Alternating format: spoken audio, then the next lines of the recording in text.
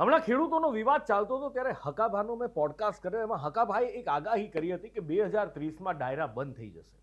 મને માનવામાં નહોતું આવતું ખરેખર કે આવું થઈ શકે, પણ છેલ્લા 24 કલાકથી જે વિવાદ ચાલી રહ્યો છે એ જોઈને એવું લાગે છે કે ના, એ વાત કદાચ સાચી બની શકે કે જનતા જ ડાયરાને જાકારો આપી દે. કારણ કે જે ડાયરામાં જનતાનું અપમાન થતું હોય એ ડાયરામાં જનતા શું કામ જાય? એક ડાયરો, એક પોલીસ અધિકારી નિવૃત્ત થાય, એમાં માયાભાઈ આહિર, કીર્તિભાઈ, આ બધા જ જાય. બધા જ ખૂબ મને ગમે, હું ખૂબ એમને સાંભળું છું, ગુજરાતના રત્નો છે.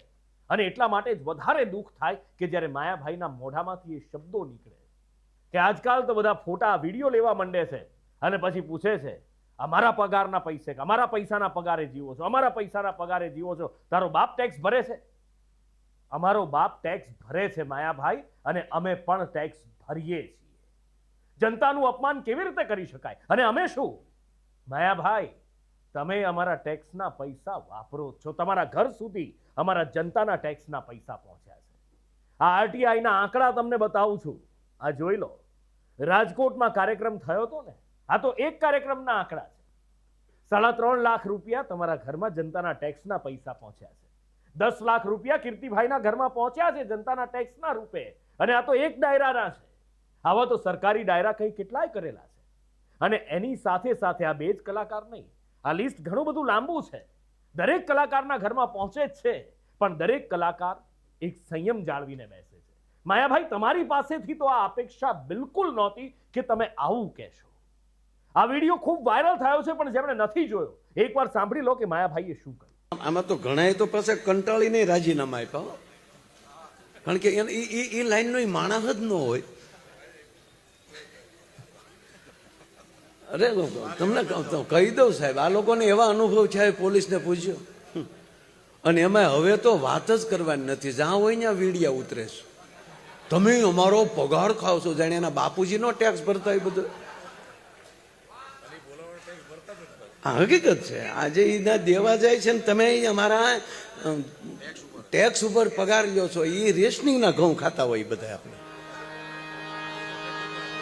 એને જિંદગી ન ફેર્યો હોય સાહેબ. કોઈ એમ કેતો હોય ને હું કોઈના બાપથી નથી બીતો, લગભગ બધે જ બીતો હોય. એક જણો મોટરસાયકલ લઈને જતા હતા. આ શબ્દો તમે જ મને કહો, માયાભાઈના મોઢામાં શોભે છે?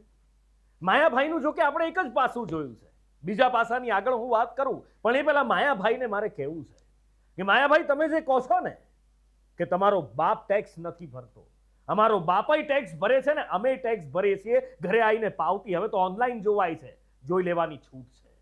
અને હા, ત્યાં સુધી મજાક ઉડાવો છો આ જનતાની કે કોઈ ટેક્સ નહીં ભરતું હોય અને પાછા રેશનિંગની લાઈનમાં ઉભા રહી જાય છે. થોડી તો શરમ કરો. લોકો તમને માથે બેસાડે છે. જો કે માયાભાઈ, માયા આહિર, 2014-15 પહેલાના માયાભાઈના વિડીયો જોયા છે તમે? જોજો. ભાજપને ભાંડવામાં કંઈ જ બાકી નથી રાખ્યું.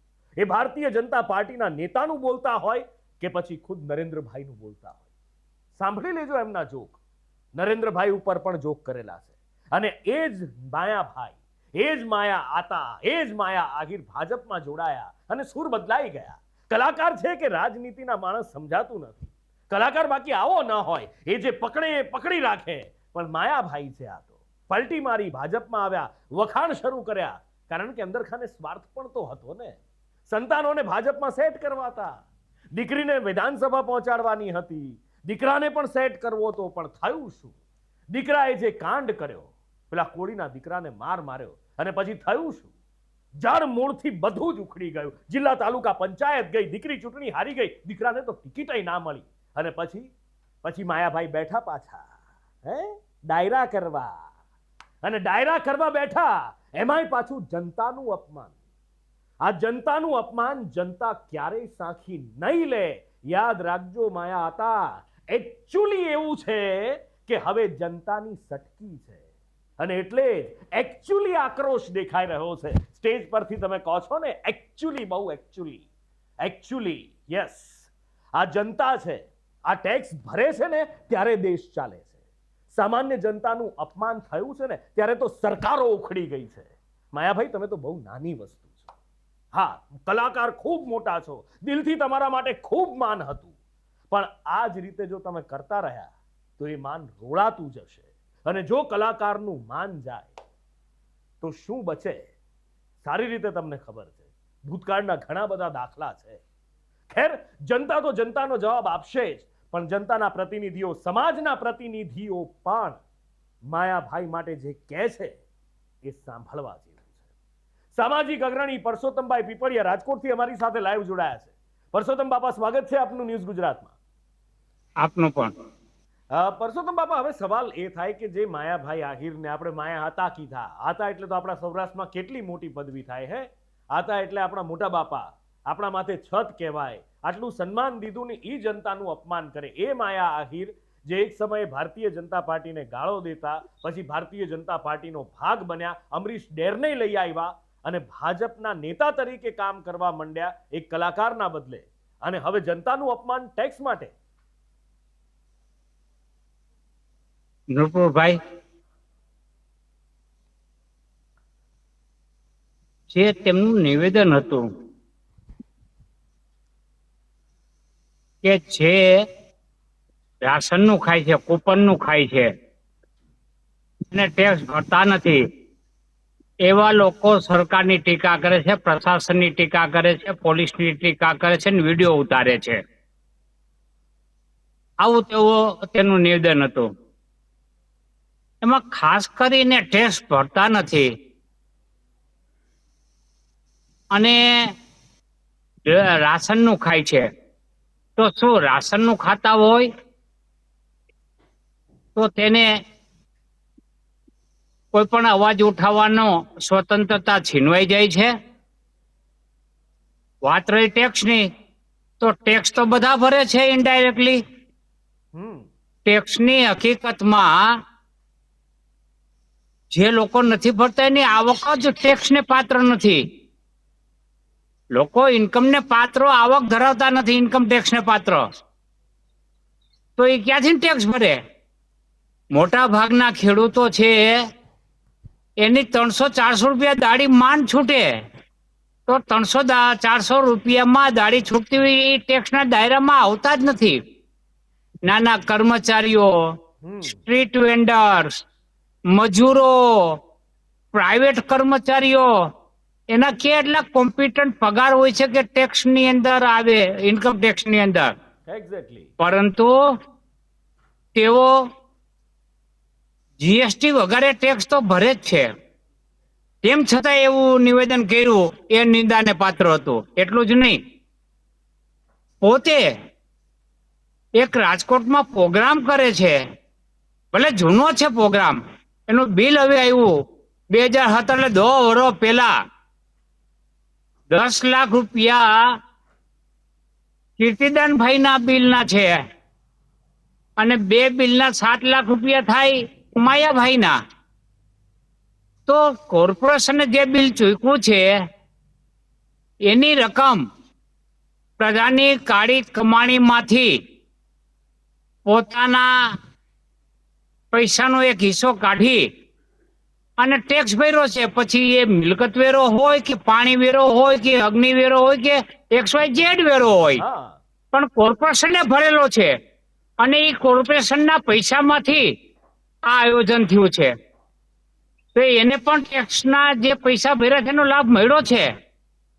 હું એમ કહેવા માંગુ છું, એને અધિકાર છે કે પોતાનો ચાર્જ 1 લાખ ને 1 કરોડ પણ કરી શકે, એનો સ્વતંત્રતા છે અને કરવી જોઈએ એના આવડત પ્રમાણે. એની સામે અમને કોઈ વાંધો નથી ચાર્જ સામે, પણ એ વાંધો એટલો જ છે કે પોતે છે એ કરે એ લીલા અને બાકી બધે કરે એ કળા. એવું કેવી રીતે હાલે? એટલે પ્રજા ક્યારેય કળા ન કરે. પ્રજાએ તો પૈસા ભરે જ છે. જે મધ્યમ વર્ગ છે અને ગરીબ વર્ગ છે એ બિચારો લાચાર છે, એ ક્યારેય ગવર્મેન્ટનો ગેરલાભ લઈ શકે નહીં.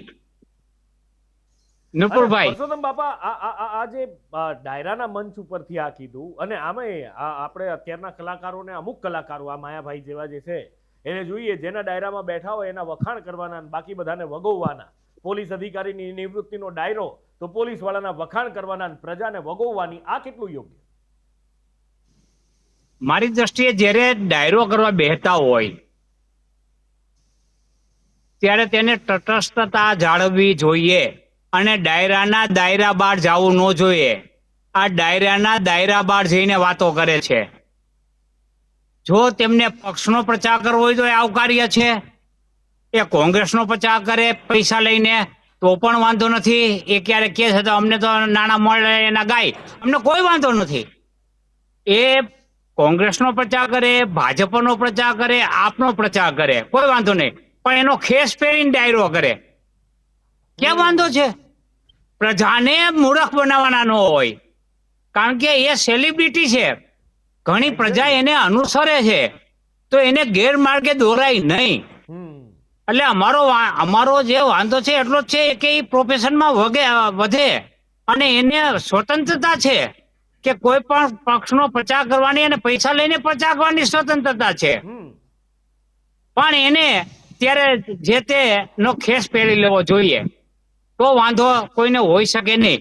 પણ સ્વતંત્રતા, તટસ્થતા આગળ કોઈનો પ્રચાર કરવો એ મારી દ્રષ્ટિએ લોકોને ગેરમાર્ગે દોરવા બરાબર છે. નૃપુરભાઈ, બિલકુલ બિલકુલ પરસોત્તમ બાબા, તમે સમય ફાળવ્યો, અમારી સાથે ચર્ચા કરી, એ બદલ આપનો ખૂબ ખૂબ આભાર. અને જતા જતા મારે માયાભાઈને એક સવાલ પૂછવો છે કે માયાભાઈ, હમણાં વરસાદે વિરામ લીધો છે, તો જરા અમને કહો ને કે વરસાદ ક્યારે પડશે?